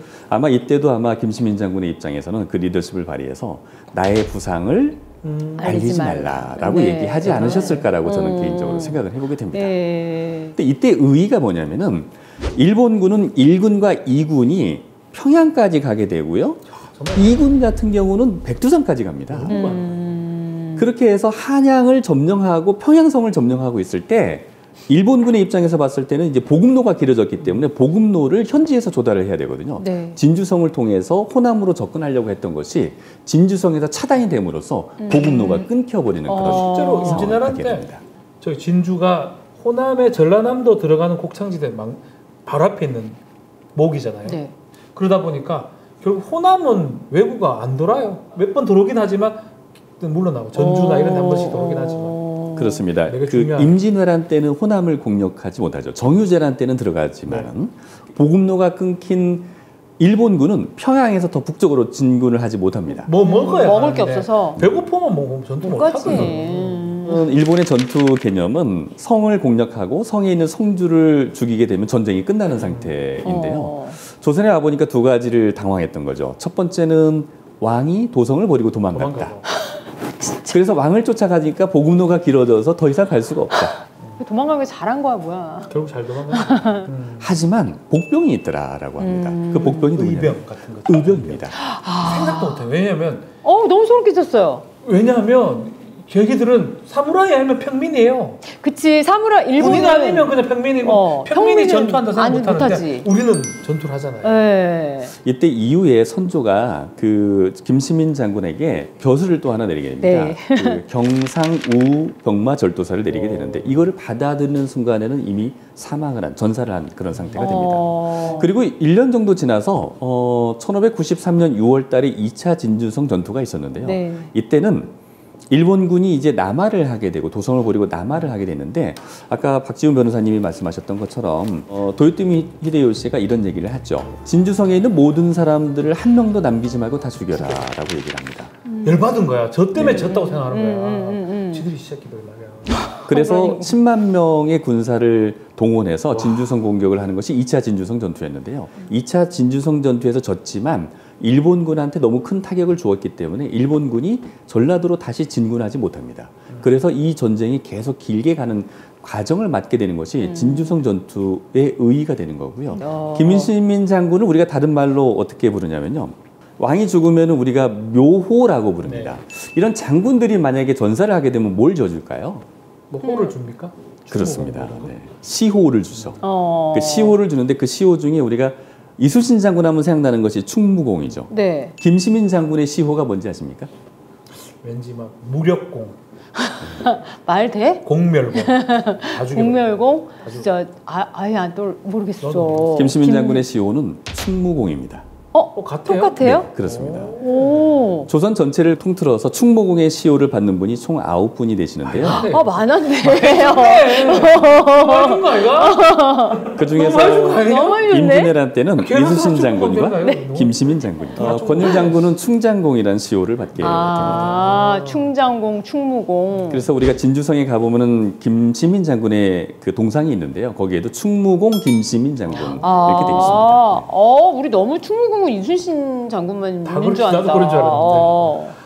이렇게 해서 우리가 그 전세가 역전이 되는 계기를 맞게 되는데 네.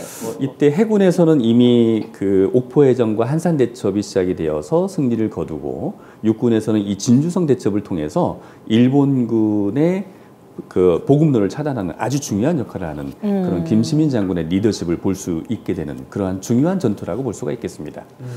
다음은 우리가 권율 장군을 좀 한번 들여다볼 필요가 있습니다. 대단하죠. 네.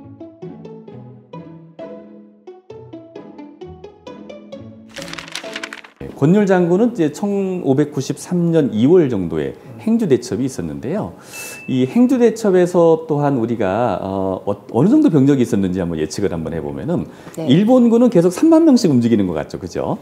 신립 장군 때도 만 단위, 그렇고요. 만 단위. 움직임 기본 같아. 우리는 1000단위고 단위가 너무 달라요. 물론 1군과 2군이 합쳐서이기도 하지만 큰 전투에서는 약 3만 명 정도씩 움직이는 것이 특징이었다고 볼 네. 수가 있는데요. 행주 대첩에서도 약 3만 명 정도의 일본군이 나오게 됩니다. 그 임진왜란 때 권율 장군이 이끌었던 그 병력은 몇 명 정도인지 아십니까? 약 한 10분의 1안 되겠습니까? 10분의 1, 3천 명. 너무해. 우리는 3,000단이야. 그러니까 1000단위. 게다가 10배면은 경기가 축구 같은 거 한 명만 빠져도 뭐 진짜 난리 나잖아요. 그렇죠. 손실 너무 큰데. 그렇습니다. 여기는 이제 한강을 배수진으로 해서 행주산성이 있고 그 행주산성을 호위하는 일본군이 3만 명이고 네. 3천 명의 군사가 있었던 거죠. 하지만 징비록에서 보면은 1만의 군사라고 얘기를 하기도 합니다. 그 1만의 군사를 표현한 거는 어떤 표현이었냐면은 이렇게 생각을 해볼 필요도 있습니다. 그 안에 있었던 여인들, 양민들, 딴 옷 입고, 또 할머니들만 딴 옷도 구멍 맞아. 입고. 그래서 유성룡은 그렇게 얘기를 하죠. 1만의 군사가 나 때문에 다 죽을 수 있는 상황이 되었다. 너무 안타깝다라고 얘기를 합니다. 자, 지금의 우리나라 사정을 보면은 우리나라의 군사 통수권은 누가 가지고 있을까요? 자꾸 나를 쳐다보시네. 전시에는 뭐 대통령 아니에요? 미군. 미군? 미군? 우리나라 군사 통수권 미군이 갖고 있어요? 그렇죠. 우리는 국군 통수권자라고 얘기를 하기도 합니다. 네. 하지만 실질적으로 본다면은 전쟁 시의 모든 군사 통제권이라고 할까요? 전시 작전권은 미군이 가지고 있죠.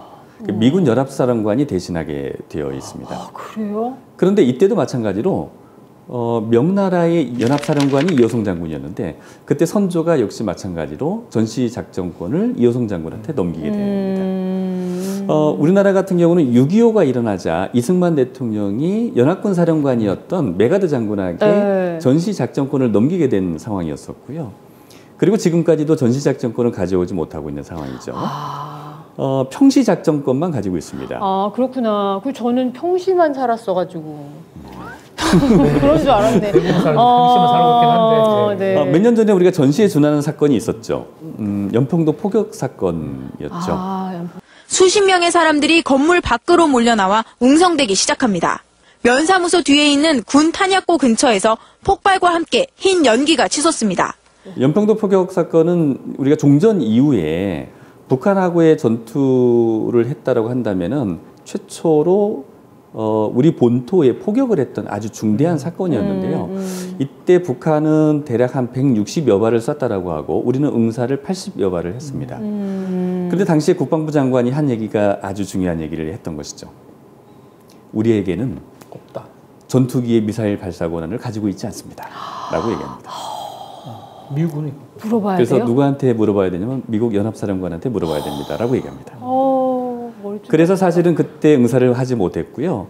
유엔에서 정해놓은 동등한 무기로 대응하는 정도 수준. 자유권 행사. 네, 자유권 행사만 했던 그런 상황이 됐던 것이죠. 정말 되게 위험천만한 순간에도 그걸 허락을 맡아야 되는 거예요? 그렇습니다. 그것이 국제관계나 현재 국제사회 질서 그리고 현재 우리나라가 처해 있는 상황이기도 한데요.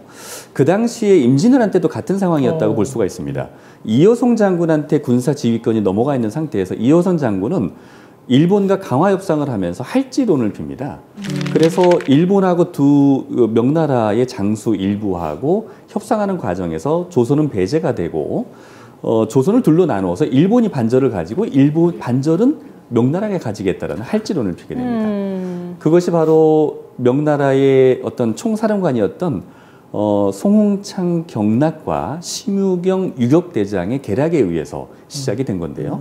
이것 때문에 이 연합사령관이었던 이호성 장군이 모든 군대의 전투를 하지 말라라는 명령을 내리게 됩니다. 그래서 일본하고 강화 조약을 맺기 위한 강화 협상이 진행되고 있으니 조선군은 절대 전투하지 말아라라고 얘기를 합니다. 그런 상황에서 유성룡은 뭐라고 얘기하냐면요. 한양을 수복해달라고 요청을 합니다. 그리고 구두로 그 얘기를 듣고 나서 그리고 나서 수원에 있었던 권율 장군을 3,000명의 병사와 함께 그 행주산성으로 이동을 하라는 그런 요청을 합니다. 한양 옆이니까. 예. 그 얘기를 듣는 조선군의 당시의 순찰사였던 권율 장군이 3,000명의 병사를 수원에서 띄어서 어디로 오냐면은 행주산성으로 오게 됩니다. 그리고 여기에서 이제 명나라 군사와 협공을 해서 한양을 수복할 계획을 가지게 되는데 한양에 있었던 1군 선봉과 2군 선봉 그리고 총사령관이 우키다 히데이에라는 장수였는데요. 네. 이 우키다 히데이에가 명령을 내리게 됩니다. 명나라하고 이렇게 협상을 가지고 있으니 명나라는 움직이지 않을 거니 우리가 먼저 있었던 조선군을 쳐서 치자. 그래서 우리가 협상의 우위를 점하자라고 얘기를 합니다. 참 웃기다. 웃기다. 네, 진짜 웃기다. 네, 그래서 우키다 히데이에라고 하는 것 같습니다. 웃기다. 네. 우키다 히데이에는 아주 젊습니다. 오히려 가토 기요마사나 고니시 유키나카보다 훨씬 더 젊습니다. 하지만 총애를 누구한테 받았냐면은 도요토미 히데요시한테 가장 총애를 받은 사람이었고 지략이 좀 뛰어났다고 얘기를 할 수가 있습니다. 그래서 우키다 히데이에를 임진왜란의 총사령관으로 내보내게 됐고 그 밑에 1군과 2군으로 나누어서 북진을 하게 만들었던 네. 그런 상황이었는데 한양에 있었던 우키다 히데이에가 바로 이 행주산성을 점령을 하자라는 그런 계획을 가지고 3만 명을 내보내게 돼서 3만 명과 맞닥뜨려지는 상황이 됐던 것입니다. 근데 여기에서도 마찬가지로 권율 장군의 지략과 권율 장군의 어떤 그 리더십이 발휘되는 상황이 됐던 것이죠. 여기에서 3,000명의 병사들이 있었는데요. 여기에서 마찬가지로 양민들이 있었는데 우리가 알고 있는 행주대첩, 이 행주대첩에서 치마에다가 뭐 돌, 행주치마. 네, 행주치마의 유래가 됐던 것이죠. 원래 행주라는 지명은 예전부터 있었지만 행주라는 지명에서 여인들이 치마를 잘라서 돌을 투석전을 대비하기 위해서 돌을 쌓아서 병사들 옆에다 갖다 주는 그런 거를 같이 했다라고 해서 행주치마라고 그때부터 이제 불렀다라고 얘기를 하는데요. 그래서 행주치마는 짧죠. 거기에 돌을 담을 수 있을 만큼. 이 당시에는 일본 같은 경우에는 조총이 주력 무기였었죠. 그런데 우리나라 같은 경우는 이때 다연발 로켓포가 개발이 됐습니다. 이미 개발된 걸 잘 활용한 거죠. 화차라고 부르기도 하고요.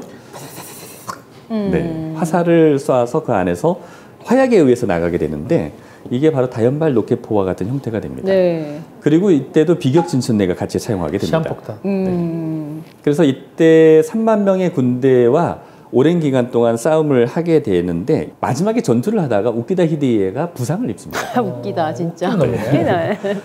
총사령관이 부상을 입으니까 일본군의 전월이 더 흐트러지죠. 그리고 퇴각을 하게 됩니다. 이 퇴각을 하는 과정에서 다시 퇴각하는 병사들을 쫓아가서 더 죽이게 되고 그래서 일본군이 대패를 하면서 한양으로 다시 들어가게 되는 그래서 이제 이 행주대첩이 마무리가 되는데요. 이때 당시에 권율 장군이 버티다 못 버티면서 모든 무기를 소진하게 되는데 이호성 장군은 전투에 참여하지 않은 상태에서 이 유성룡이라는 도체찰사 총사령관은 나 때문에 1만 명의 우리 양민들이 다 죽게 됐다. 병사들과 양민들이 죽게 됐다라고 낙담하고 있는 사이에 개성에 있는 모든 화살을 모아서 한강을 통해서 공수를 해주게 됩니다. 이야, 그래서 화살을. 한강을 통해서 그걸 받아서 마지막에 힘을 모아서 싸우게 됐는데 그 싸우게 됐을 때가 우키다 히데이에가 하고 같이 싸웠던 그런 상태라고 합니다. 여기에서 이겼던 이 권율 장군의 덕으로 인해서 한양에 있었던 이 일본 군대 전체가 1, 2개월 후에 전체가 남하를 하게 되는 상황을 가지게 됩니다. 그래서 경상도 지방으로 남하를 하면서 거기에서 장기전으로 가게 되는 그런 형태를 맞게 됩니다. 그러니까 이 행주대첩의 의의는 네. 결과적으로 일본군 전체의 강화 협상에서 일본군을 불리하게 만들었고 불리하게 만든 상태에서 전체가 남하해서 남쪽에만 포진하게 만드는 그런 중요한 역할을 했던 중요한 전투였다고 볼 수가 있습니다. 그러네. 의의가 되게 있네요. 그럼 권율의 리더십은 어땠어요? 뭐 워낙 뛰어난 자질도 있으셨고 그냥 그 김시민 장군처럼 다 그랬던 거예요? 다등하고. 제가 봤을 때는 이 삼성의 이병철 회장과 김우중 회장과 정주영 회장을 같이 섞어놓은 듯한 최고네. 최고야. 왠지 이름이 임팩트가 있잖아. 권율. 권율. 뭔가 지금 태어나셨으면 진짜 영화 배우도 있어. 권율 있잖아. 있잖아. 이 전투를 통해서 권율 장군은 전체를 군을 이끄는 도원수로 승진을 하게 됩니다. 사령관이요. 이때 일화가 하나 있습니다. 이호성 장군은 전투를 하지 말라고 했죠. 네. 근데 권율 장군은 전투를 했지 않습니까? 이거를 가지고 명나라가 이 빌미를 가지고 조선에다가 요구를 하게 됩니다. 유성룡을 안 좋게 보고 있었던 명나라의 입장에서는 유성룡을 내쳐야 되겠는데 내칠 수 있는 구실을 잡기 위해서 뭐라고 얘기를 하냐면은 내가 전투를 하지 말라고 했는데도 불구하고 병력을 이동시켰다. 이동시켜서 전투를 하게 만들었다. 이거는 군 지휘권을 전체에 흔들었기 때문에 유성룡을 파직시켜야 된다라고 이야기를 합니다. 아, 그거잖아. 응? 그거. 대드는 거. 항명. 항명? 명나라의 이호성 장군의 입장에서는 항명을 했다라고 이야기를 하기도 한 것이죠. 만약에 유성룡을 파직시키지 않으면은 명나라 군대를 전체를 철수시키겠다고 얘기를 합니다. 야, 크게 얘기하네요. 아니 이겼는데도 그래요? 이때 권율 장군이 기지를 발휘하게 됩니다. 서찰을 하나 써게 됩니다. 그래서 이게 써서 이거를 선조한테 바치게 되는데 선조가 이거를 이호성 장군이 있는 데서 같이 읽게 됨으로써 모면하게 되는 상황이 같이 됩니다. 읽어요, 그거를? 근데 거기에 뭐라고 써 있냐면요. 권율 장군이 이렇게 씁니다. 징비록에 나와 있는 얘기를 기준으로 얘기를 드리면은 이호성 장군을 흠모한 나머지 병력을 이동하게 되었고 이렇게 대기를 하고 있었는데 왜군이 침범을 해서 어쩔 수 없이 싸웠는데 너무 죄송한 마음이다. 그래서 내가 흠모한 이호성 장군에 의해서 이 전투가 이겼기 때문에 여기에 일본군 수군 몇백 개를 이호성 장군에게 바칩니다. 라고 보냅니다. 실질적으로 바치게 됩니다. 이야, 굴한데, 그죠? 뭐, 상관도 없는 놈인데. 그러니까. 기분 막 입재짓겠네. 째졌겠네. 입이 정말로 이렇게 째지는 걸로 역시. 드라마에도 나오게 됩니다. 그 역시 사람이 머리 잘 써야 돼. 그래야 돼. 그런 거 좋아하는 애한테는 그게 먹혀요. 먹혀. 이름 한번 불러주는 거. 이걸로 인해서 모면하게 되는데요. 이때 당시에 사실 우리나라는 임진왜란 때 두 가지의 전쟁을 했던 거죠. 외놈들과 전쟁을 한 거고요. 또 하나는 명나라 군대의 식량을 보급해주는 식량 전쟁을 했었습니다. 그래서 사실 광해군이나 유성룡 같은 경우는 보급 또는 식량을 구하기 위해서 전국을 돌아다니게 되고요. 의병들을 독려하는 활동들을 했던 것이죠. 이런 얘기들이 있죠. 일본 군대는 100을 가져갔다면은 명나라 군대는 300을 가져간다. 더 가져가겠습니다. 더 가져간다. 그래서 우리나라 조선군은 한 끼를 먹는다면은 명나라 군대는 3끼를 다 먹어야 되죠.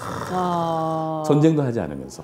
이때 권율 장군에 의해서 지켜졌던 행주 산성이 이제는 일본군들한테 위협이 되게 되고요. 외놈들이 남하를 하게 만드는 계기를 갖게 되는 아주 중요한 전투였다라고 볼 수가 있습니다. 대단하네요. 금산에 보면 이치라는 곳이 있는데요. 이 이치가 바로 전주를 향해서 들어가는 길목이었습니다. 이치 싸움. 근데 이 이치 전투에서 최초로 승리를 하게 됩니다. 승리를 하게 된 그 장군이 누구냐면요. 권율 장군입니다. 그리고 이때 같이 협공을 했던 장군, 의병 활동을 했던 장군이 누구냐? 황진 장군. 황진 아까 말했던 황진.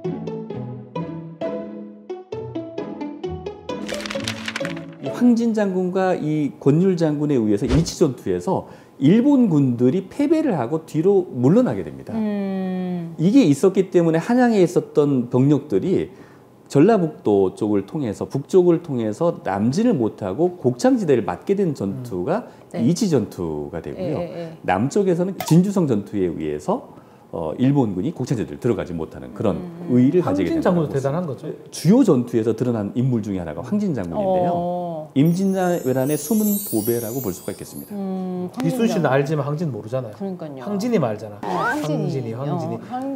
황진이에요. 두자. 황진. 두자 딱. 오늘부터 제가 황진 기억할게요. 예를 들어서 황진과 뭘 기억해? 권율 같이 묶어서 기억하면 될까요? 그죠? 네. 네. 잠깐만. 네. 야, 항진 해놨어 여기. 누나 순한 게. 아니라고. 황씨야. 황이야. 이 항자 높잖아. 나왜 황? 이봐 여기는 황이라고 했잖아. 항제는 나 잘못 적은 거예요. 예, 여기는 황이라고 했잖아요. 여기는. 네. 항문할 때 항진. 잘못 적었어요. 네. 네, 황진 장군이 이 북쪽에서 임진왜란 초기에도 막아주셨지만 1593년 6월 달에 있었던 2차 진주성 전투에서는 계급이 제일 높았기 때문에 진주 목사보다 높았기 때문에 네. 거의 총사령관 역할을 했었죠. 그럼 김시민보다 높았던 거예요? 김시민 장군은 장군 이미 돌아가셨고 전사를 하셨죠. 아, 1차 때, 맞아. 1차 때 그리고 돌아가셨고. 사실은 2차 전투에서도 김시민 장군이 있었다면 어떻게 됐을지 하는 의문을 가지게 됩니다. 맞지. 김시민 장군이 잘 못 싸웠다가 아니라 네. 그 당시에 10만의 대군이 몰려왔기 때문에 중과 부족이었음에도 불구하고 김시민 장군 또한 거기서 자결을 함으로써 본인을 지키고 나라를 지키기 위한 순국을 하셨던 것이죠. 그래서 주요한 전투에 황진 장군의 이름이 많이 들어오게 되고 네. 황진 장군 또한 2차 진주성 전투에서 전사를 하게 됩니다. 그 이후에 우리가 알고 있는 논계가 나오는 거죠. 네. 그래서 거기에 촉성루에서 연애를 하고 있는 그 일본 군대에 가서 거기에서 기생으로 들어가서 장수 한 명을 끌어안고 남강에 투신했던 그 가락지 사이 그거잖아요. 맞습니다. 가락지를 안 빠지게 알고 계시네요. 가락지. 모든 손에 가락지를 끼고 네. 가락지가 빠지지 않게 하려고. 네. 근데 그때 같이 빠져서 사망을 했던 그 일본의 장수가 기야무레 로고스케라는 장수라고 합니다. 그래도 좀 불쌍하다. 그래줄 거라 생각도 못했을 것 같은데. 행복하지 않았을까요? 그 수장인데 그럼 뭐 행복해요? 자결하고 막 이런 거보다는 근데 이때 2차 진주성 전투에서는 우리가 좀 안타까운 점 중에 하나가 1차 진주성 전투에서 이겼기 때문에 많은 양민들이 들어와 있었습니다. 그 양민들의 숫자가 6만 명이었다고 합니다. 학살당하겠네요. 그래서 도요토미 히데요시가 2차 진주성 전투에서는 한 명도 살려보내지 말라라고 명령을 내렸다고 하는데요. 안에 있는 6만 명이 말 그대로 학살을 당하게 됩니다. 우리가 임진왜란 전체를 통틀어서 일본으로 끌려간 조선인을 우리는 피로인이라고 부르는데요. 네. 피로인의 숫자가 10만 명입니다. 그 10만 명이 끌려가서 노예가 되고 다시 제3국으로 팔려가게 되는 그런 아픔을 가지게 되는데요. 이때 사실은 진주성 전투에서 죽었던 양민과 전사했던 군인들을 전체 합쳐서 6만에서 10만 명이 되지 않았다고 얘기를 하기도 합니다.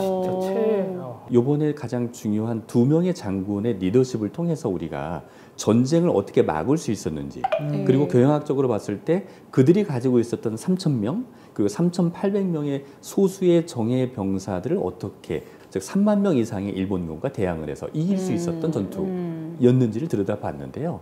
이런 전투를 통해서 우리가 임진왜란의 변화를 가져오게 되는 중요한 이 김신민 장군과 권율 장군의 이야기를 나눠보았습니다. 네. 어때?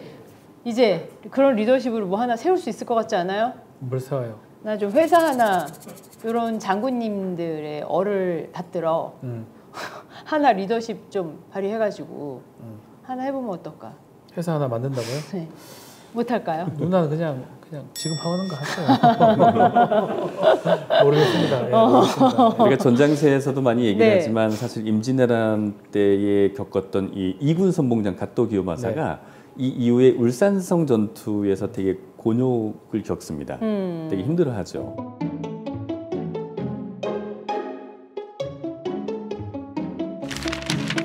권율 장군이 포함된 조명연합군에 의해서 울산성이 포위가 되는데 이때 모든 수맥을 끊는 바람에 물을 찾지 못해서 사실 일본 군대들이 다 죽게 되기도 합니다. 그때 갓도 기요마사는 먹을 것이 없어서 말의 피를 물로써 먹었다는 얘기도 있고요. 또 먹을 게 없어서 말고기를 먹었다는 얘기도 있습니다.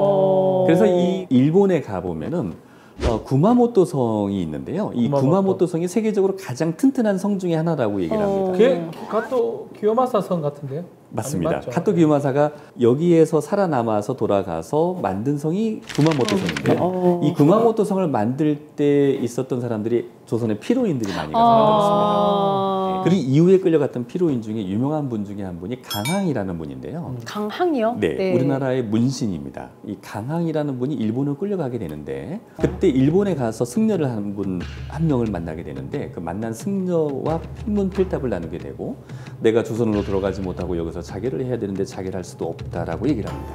이럴 때 이 일본 승려가 뭐라고 얘기냐면 당신이 일본한테 복수하는 길은 지금 여기의 문화를 배우고 가서 조선에게 알리는 것입니다. 라고 얘기를 합니다. 그래서 이 얘기를 들은 강항은 거기에서 일본의 문화를 배우면서 일본한테 전파를 해준 게 있습니다. 뭐죠? 성리학입니다. 아, 그때까지도 없었어요? 네. 일본은? 그래서 일본의 성리학의 아버지로 강항이 추앙받고 있고 이야. 공상도 세워져 있는 이유가 바로 피로인으로 끌려갔던 강항의 이야기예요. 대박이네. 한국에 돌아오셔가지고 성리학 좀 잘못 가르쳐주면 좋을걸. 그러니까 불효해라 나쁘게, 이런 거. 그러니까. 불효해라. 그래서 일본에서는 두 부류만 살려둔 거죠. 첫 번째 부류는 기술자, 도공들. 네. 두 번째는 유학자였습니다. 성리학자였던 강항을 살려둔 이유가 바로 그것인데요. 성리학자였던 강항이 돌아와서 책을 몇 권 쓰게 됩니다. 물론 거기에서 썼던 유명한 책 중에 하나가 우리가 알고 있는 간양록이라는 책이 되겠습니다. 아나요? 저도 뭐. 80년대 초반에 그 조용필이 불러서 유명했던 노래이기도 합니다. 진짜요? 조용필이요? 네. 나중에 혹시 그럼 한 아마 소절 살짝 교수님. 여기는 이국당 삼경이면 밤마다 찬소리 이걸 가지고 노래를 불렀는데요. 한 500년과 같은 풍으로 나오는 노래입니다. 아주 유명한 노래고 들으시면 다 아실 수 있는 노래입니다. 500년 사자는 네. 왜? 한 500년 사자는데 왜 이국당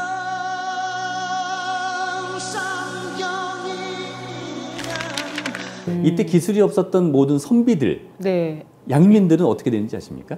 노예가 됐습니다. 노예가.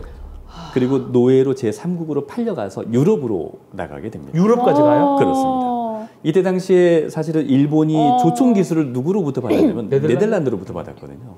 그래서 사실 유럽에 있었던 예전의 사진들 중에 갓을 쓰고 있는 사진들이 많습니다. 한국 사람이구나. 우리. 조선 사람들이 네, 조선 사람. 되는 거기 가면 힘들겠다. 그래, 말 하나도 안 통하고. 해야지. 우리가 피로인까지 해서 알아봤는데요. 네. 사실은 리더의 교훈 그리고 세 명의 장군을 비교해 봄으로써 우리가 어떤 교훈을 얻을 수 있는지를 얘기하고자 하는 부분도 분명히 있었을 것입니다. 네. 가끔 이런 얘기를 하죠. 쓸개 빠진 녀석이라는 얘기를 하기도 하죠. 에이그 쓸개 빠진 녀석아. 에이그. 쓸개 빠진 녀석이 왜 욕이 됐을까를 한번 들여다보면은 하루 종일 먹는 거에 관심을 가지고 있는 동물을 쓸개 빠진 녀석이라고 얘기를 하기도 합니다. 먹는 거 관심 있지 않아요? 먹는 거 관심 없어요. 관심 없어요? 네. 네. 예를 들어서 쓸개가 있는 동물과 없는 동물로 나눠볼 수가 있는데요. 쓸개가 있는 동물은 자기 주도적인 생활을 할 수가 있고요. 내가 선택적으로 시간을 나누어서 할애할 수가 있는 거죠. 그런데 쓸개가 없는 동물은 초식 동물 중에 말이나 코끼리 같은 경우는 하루 종일 먹는 거에만 할애하는 계속 그렇게 보내게 됩니다. 그래서 우리가 자기 주도적인 삶을 살아라 라는 측면에서의 지를 가져라라는 측면에서 우리는 이거를 쓸개 빠진 녀석이냐라고 얘기를 어른들이 하지 않으셨을까 그런 생각을 해보게 됩니다. 그렇다면 우리가 미국을 통틀어서 한번 봐볼까요? 미국에서도 전쟁의 역사가 있죠. 네. 미국은 영국으로부터 독립을 했지만 독립 이후에 남북으로 나누어지기도 합니다. 그러니까 남북 전쟁이 미국에 있었는데요. 네. 이 남북 전쟁에서의 두 리더가 있었죠. 링컨이 있었고 그다음에 우리가 제퍼슨 데이비스. 여기에서 북부 대통령이었던 링컨의 교훈이 아주 크게 발휘를 하기도 하는데요. 이 링컨은 바로 쓸개 빠진 녀석에서 전쟁을 하지 않는 부분까지 전체적으로 주도적으로 보살피고 리더십을 발휘했던 그러한 케이스라고 볼 수가 있습니다. 그 중에 하나가 아주 유명한 우리가 알고 있는 게티스버그 연설도 그 중에 하나죠. 남북 전쟁에서 전사했던 병사의 장례식장에 참석했던 북부 대통령 링컨이 했던 게티스버그 연설이 있습니다. 무슨 연설인지 아시죠? 알죠. For the people 뭐 이런 거 아니야? By the people, of the people. 결과적으로 보면은 국민에 의한 국민의 정부, 국민의 정부를 얘기했던 그런 것인데요. And that government of the people, by the people, for the people, shall not perish from the earth. 사실 세계사에서 민주주의의 시작이 바로 이 게티스버그 연설이라고 얘기를 하기도 합니다. 정부의 역할을 어떻게 민주적으로 누구를 위해서, 누구를 위한, 누구에 의한 정부가 되느냐를 네. 얘기함으로써 민주주의의 시작을 알리기도 했는데, 이러한 링컨의 리더십이 북부가 전쟁에서 이기게 만들었고, 실질적으로 노예 해방이기도 했지만 미국 전체를 민주주의 국가로 발돋움하게 만들었던 네. 그런 중요한 역할을 했던 리더로 링컨이라고 볼 수가 있겠습니다. 링컨. 미국에서도 이런데요. 동아시아에서 본다면 중국의 역사에서도 볼 수가 있겠죠. 중국을 전체 최초로 통일한 국가는 진나라라고 했잖아요. 시황제. 네. 하지만 중국을 정말 중국답게 만든 국가는 우리가 한나라라고 얘기를 합니다. 중국이 보통 왕조가 많았지만 그 왕이 400년을 간 왕은 거의 없습니다. 한나라는 약 400년을 갔습니다. 근데 한나라를 만들었던 가장 첫 번째 왕은 누구일까요? 유방, 고조. 유방이죠. 네. 한거죠. 유방이라고 볼 수가 네. 있겠습니다. 이때 같이 대립을 했던 장수가 누구냐면 항우라는 장수. 그는 황 아이대 항. 그건 항 그래 참나. 에이구 이게 그래서 빠진 우리가 녀석. 알고 있는 장기 맨 마지막의 전투에서 이 초나라의 패왕이었던 이 항우가 유방하고의 전투에서 지게 됨을 알리게 되는 아주 유명한 대사가 있습니다. 한번 혹시 우리 그 미셸께서 한번 읽어보실 수 있을까요? 네. 한나라 병사가 이미 점령을 했는지 사방에서 초나라 노랫소리 들리네. 대왕께서 전의와 기계가 다했으니 천처민들 어찌 살기를 바라리요.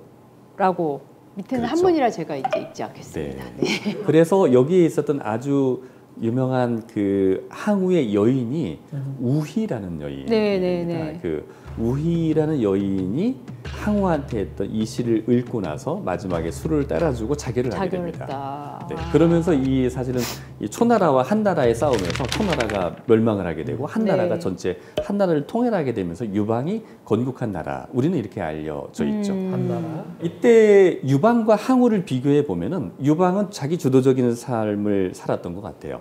지략도 뛰어났고 네. 리더십도 강했고. 근데 항우는 되게 용맹했습니다. 전투에 나가서 매번 승리를 했었죠. 되게 걸걸하고 막 이랬다고 그때. 어찌 보면은 우리 신립 장군도 마찬가지였을 겁니다. 용맹하고 장수다운 장수였었죠. 근데 그럼에도 불구하고 지략이 좀 부족했다는 평가들을 많이 했던 것처럼 이 항우 또한 그런 평가를 받았던 네. 인물 중에 하나가 아니었나라고 네. 생각을 해보게 됩니다. 이때 이 상황의 이 모습을 기반으로 중국도 경극이 만들어지죠. 그 그게 경극이 뭘까요? 소 있잖아. 그래 폐왕별이 같은 거잖아요. 폐왕별이잖아. 네, 폐왕별입니다. 네, 폐왕별이 같은 거가 아니라 폐왕별이. 네, 서초 폐왕별이라는 뜻인데요. 서쪽의 초나라의 왕이었던 유방이 그의 여인인 우희와 이별하네라는 뜻이 바로 폐왕별입니다.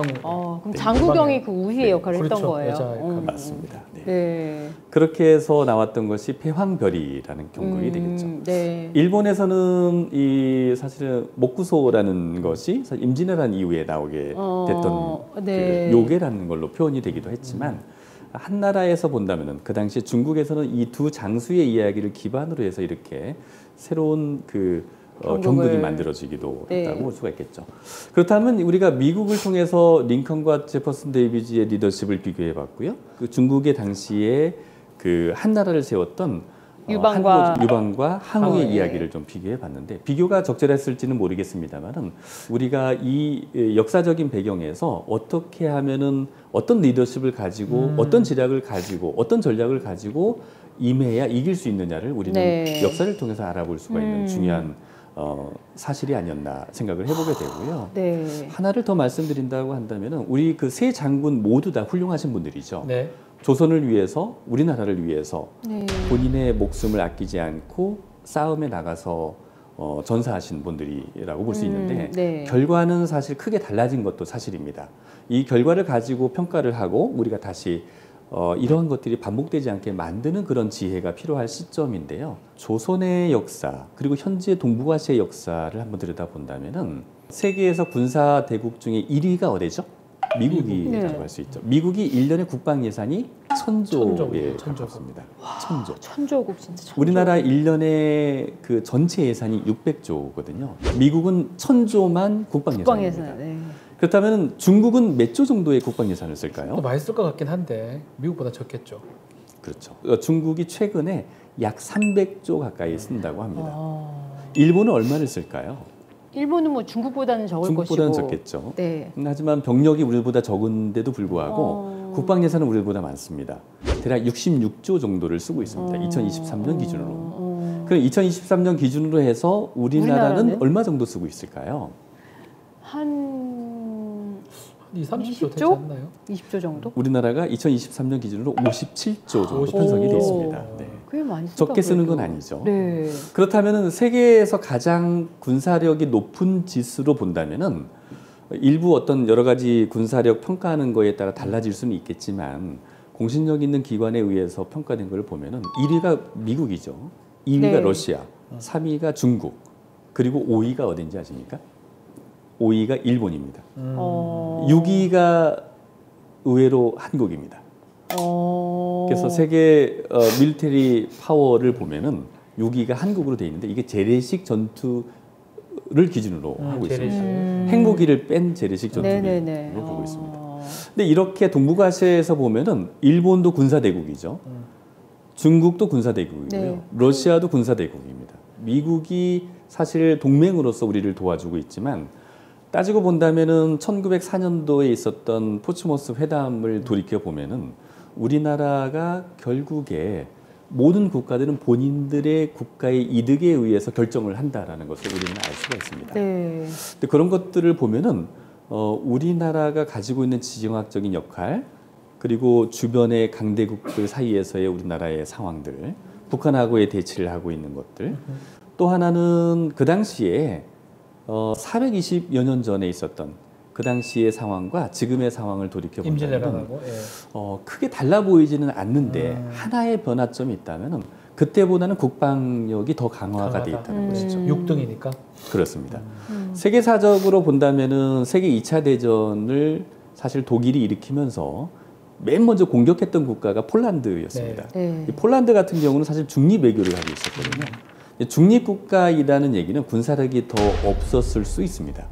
근데 군사력이 없는 국가를 맨 먼저 침공을 했던 이유는 이 군사력이 없는 국가가 결과적으로 영국이나 소련에 붙어서 독일에 대항할 수 있다는 것 때문에 맨 먼저 침공을 했던 것이거든요. Poland's allies Britain and France declare war on Germany.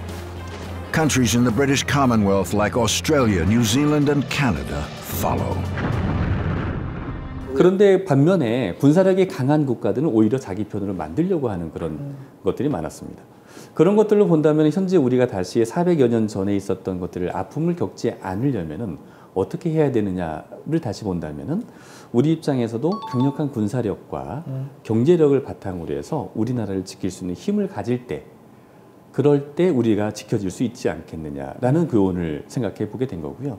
이 세 명의 장군들을 통해서 각각의 우리가 맡은 역할들을 어떤 리더십을 가지고 어떤 경영적인 측면에서 어떤 전략으로 승리를 할 수 있는 것들을 우리가 요소에서 같이 만들어 간다면은 하나의 큰 힘이 되어서 국가를 우리가 지켜낼 수 있지 않을까 하는 그런 생각을 해보게 되었습니다. 진짜 리더가 참 중요하다. 그렇죠. 뭐 물론 요소 다 뭐 중요하겠지만 그 리더의 힘이란 대단하죠. 네, 오늘 그러면은 저번 시간에 이어서 오늘은 승리로 이끈 두 장군. 네. 누구였죠? 김시민 장군하고 권율 장군. 일어나세요. 권율 장군. 네, 그 두 분의 장군에 대해서 들어봤고요. 또 교수님께서 마무리해 주셨듯이 크게 다르지 않아요. 그래서 우리가 좀 국력을 키우고 또 요소에서 각자의 맡은 역할을 잘 해야 되겠다. 이런 결론을 좀 지어볼 수 있겠고요. 어떠셨는지 모르겠어요. 오늘 교수님 새로 모셔서 해봤는데. 좀 재밌게 들었습니다. 들었습니까? 네. 우리 급격히 교수님 말씀에 아주 경청을 하셨던 것 같아요.